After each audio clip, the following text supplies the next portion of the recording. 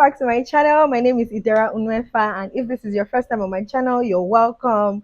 And I love the fact that you're here, and I don't know if you can feel my excitement, but yeah, welcome to my channel. And yeah, let's get right into the video. So on today's video, we're going to be talking about beauty standards, self-love, and my journey to confidence. So we're going to be starting the video with talking about my past and my past insecurities and how it led me to my journey of self-love and confidence. So the first thing I'm going to be talking about is I struggled with my thin legs.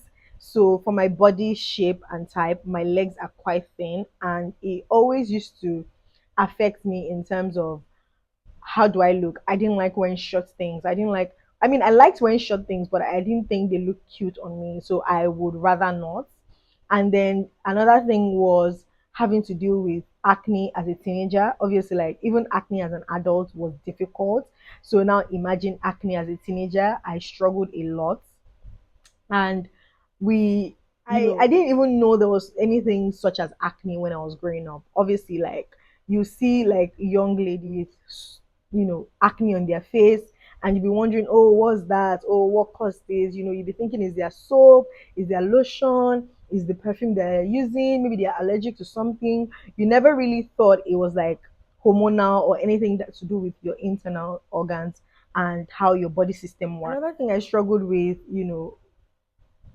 as one of my insecurities was my thin hairline. So my hair is very fine, and obviously we know that when we apply, all these texturizers or relaxers to our hair, it basically thins out your hair. And for someone that was coming from somewhere that my hair was actually very thin and fine, like it was not coarse at all. So when I used to relax my hair, then and I will now do like braided hairstyles or Ghana weaving or hairstyles that put tension on my edges, I will find that my hairline was thinning and going back.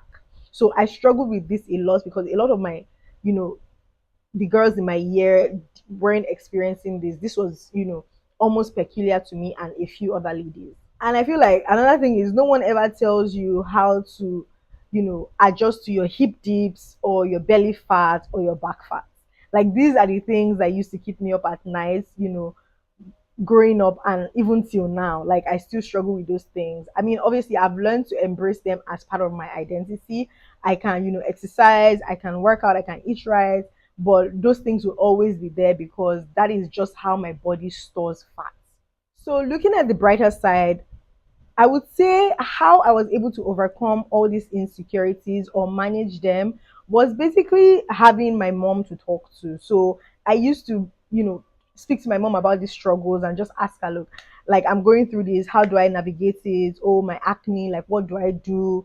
Oh, my back fat, how do I, what type of clothes do I wear that don't make my back fat obvious? What type of clothes do I wear that don't make my hip dips obvious? What type of clothes do I wear that can hide my belly, fat? And she always used to give me insight on the things that she did and how she navigated her own struggles. And then going off of the conversations I had with her, it made me realize that the main point she was trying to tell me was, don't necessarily like look at another person and how they are doing and how they are managing to assess yourself. Always just, look at other people, not because you're trying to compare yourself to them, but just as a learning curve for yourself. Like not to make the same mistakes that they're making and not to, go with the same, process that they're going with, because at the end of the day you're two completely different individuals, and what works for them might not work for you. Now let's take the conversation back to societal standards and how they affect us women and how they affected me. One societal standard that I would never like get over is the fact that all women need to look the same, all women need to dress the same, all women need to wear the same things. Like it doesn't make sense because again, like a lot of women are shaped in different, you know, shapes, sizes, color, like everything is different. Like I and my sister that come from the same parents, we're different. Like we're very different. We're very different people. So for society to be thinking, the clothes that fit her will fit me, the hairstyles that fit her will fit me, is very, wrong, and we should like stand against it. Another thing is the fact that, once society views you as, oh, you don't have like a full hairline, they tend to treat you differently. I remember then in secondary school, you were not considered as beautiful because you didn't have a full hairline. Like, whoa, what happened to your hair? You'll be having questions like, what happened to your hair? Why is your hair like this? Oh, can't you see another person's hair? Can't you do that hairstyle that the other person is doing? But you tend to find out that I can do those hairstyles. Like, I don't have edges. Like, I can't do all back. It will make me look weird. Like, someone with a head full of hair can do all back and it still look beautiful. Like, you can't expect me to put my insecurities out there. Like, I'm still trying to manage them as a young lady. And you find out that even when you go to like stores and everything, like, you find that there's some clothes that are in some sizes and they're not in other sizes, and you're wondering, I don't understand. Like, don't can't I wear this style? Imagine going to a store and then there's an alternate top that you really like, and then the sizes stop at size 10, and you're a size 12 or a size 14 or a size 16, and you're wondering, hello, like, did the world stop at a size 10? These are the kind of issues that we have, as women in the society. The issue is the fact that when a slimmer lady wears like a short dress, it's acceptable. But when a thicker woman, wears a short dress, it's not acceptable. I feel like that is crazy to me. Also, society pushing women to rely heavily on filters, fillers, and body enhancers.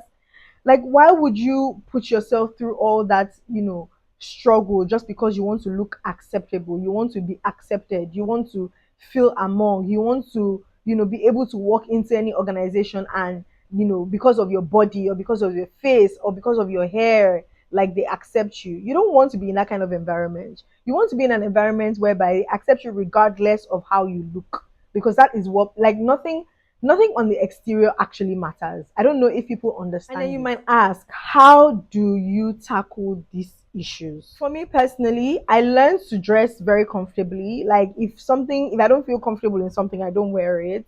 I also learned to not seek external validation, because at the end of the day, one person's point of view does not always have to apply to you. And always staying true to myself. Also doing things that I love doing. So my nails, my lashes, my hair.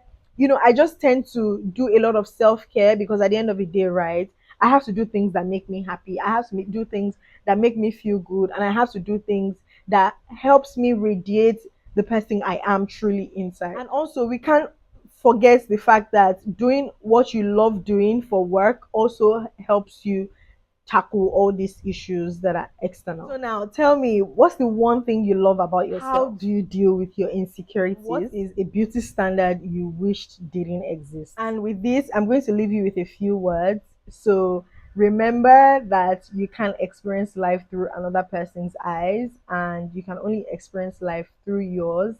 Also, remember to show yourself grace in the process, because this is your first time doing it. And finally, trust yourself enough to know that you're doing your best. And that is all for this video. Thank you. So guys, we have come to the end of this video, and I hope you enjoyed it. I hope you took one or two things away, and please leave a comment down and let's have a conversation, because for me this is a very, very important topic that is always going through my mind, and I'm just like, oh, how are people doing it out there? How are you figuring it out? What are your insecurities? How are you tackling them? How is the world helping you? Like, all these little questions run through my mind, and I want to share that conversation with you. So have a lovely day, and bye for now.